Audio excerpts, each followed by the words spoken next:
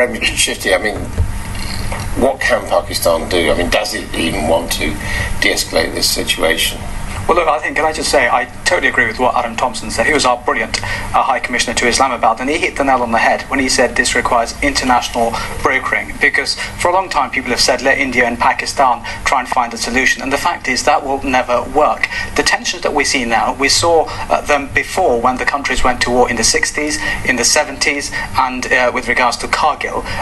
And that, for me, means that simply asking them to find a solution and thinking that this question will go away with regards to the cause of these tensions, what's bringing them together, and that's Kashmir.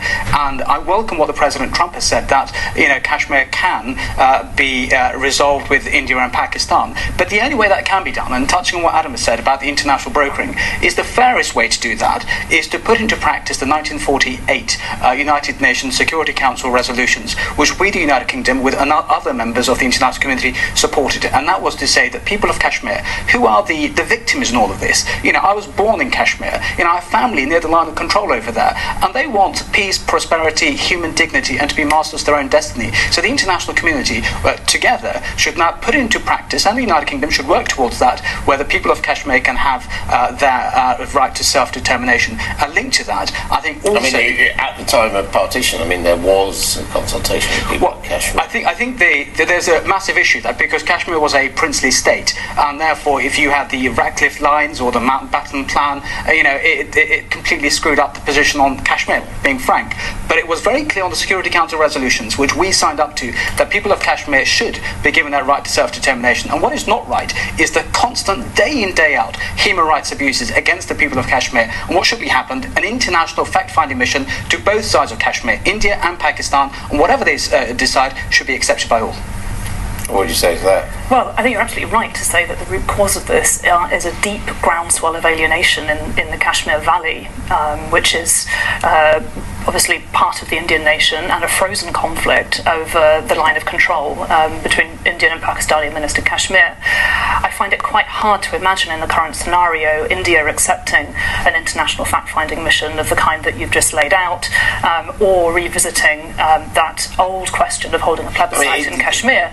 Correct me if I'm wrong, but it's essentially Pakistan which has kept this grievance open, isn't it? I think that both sides have a stake in keeping this conflict open. The reason that we see such deep alienation on the Indian side of the border in Kashmir is because a very long-running demand by Kashmiris. Now we have to remember that Kashmir is a Muslim, the Kashmir Valley at least, is a Muslim-majority area in a predominantly Hindu nation. India at the moment is governed by a Hindu nationalist party, the BJP, for whom Kashmir is a totemic issue in the definition of the Indian nation.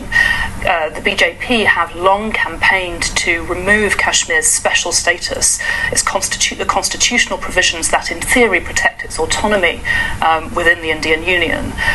All of that means that there are pretty important root causes of what's happening in Kashmir that lie within the domestic Indian landscape, as well as the conflict between India and Pakistan. Sir Adam, listening to that, does that mean that if we're going to stop this being a constantly kind of simmering danger, that there really needs to be a much greater international diplomatic engagement on Kashmir? I'm sceptical, frankly. There is a role to play to bring the two sides together, a role to be played by the international community. But in the end, it is going to require statesmanship in Islamabad and in New Delhi. One of the tragedies of the situation is that the key figures in both those capitals know pretty much what a Kashmir settlement that would allow them to move forward in this relationship. They have a good idea what that looks like. The main bones of a deal on Kashmir were fleshed out between President Musharraf when he was running Pakistan and Manmohan Singh, the Prime Minister of India, in 2008-2009.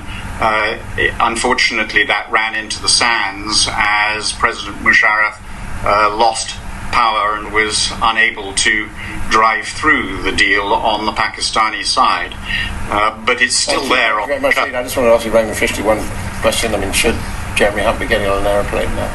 I think Jeremy Hunt is already having those discussions with all the different stakeholders, and I think the government is very firm that they want to do everything they can to find a peaceful solution to this conflict now, but also to the wider issue. I would say to the Foreign Secretary, as Adam Thompson said, who I have a huge amount of respect for, there needs to be much more that needs to be done on the international brokering, on the wider context, in my view, on Kashmir. Okay, thank you very much.